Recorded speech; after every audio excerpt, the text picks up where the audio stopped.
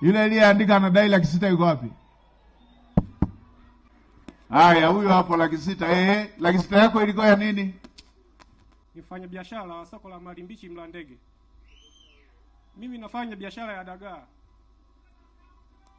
Nafanyia kwenye vizimba vya soko vya Mlandege.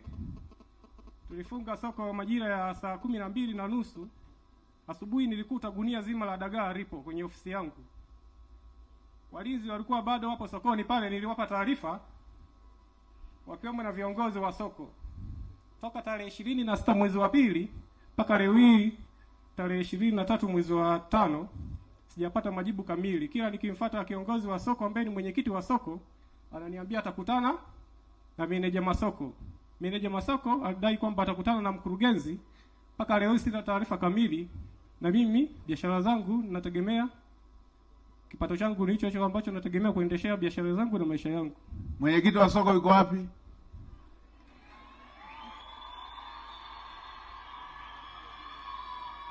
Mwenyekiti wa soko yuko wapi? Ndio mwenyekiti. Unalijua hilo jambo? Unalifahamu? Kwa nini hamjachukua hatua na mnalifahamu? Hizo bidhaa zake ziko wapi? Mimi kama wajibu wangu kama ni mwenyekiti wa soko, nilichokifanya baada ya kutokea taarifa ile, nikakwenda kwa afisa biashara ripoti hiyo, kwa sababu wale walinzi ni wa halmashauri. Haya, afisa biashara yuko wapi?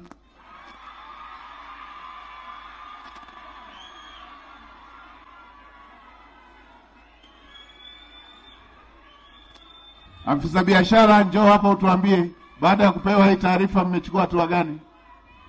Haya, afisa biashara na idara yako yote mnaosimamia biashara, nendeni hapo kando mchangishane, mlipeni 600,000 yake huyu hapa. Mambo ya kupuuza kero za watu.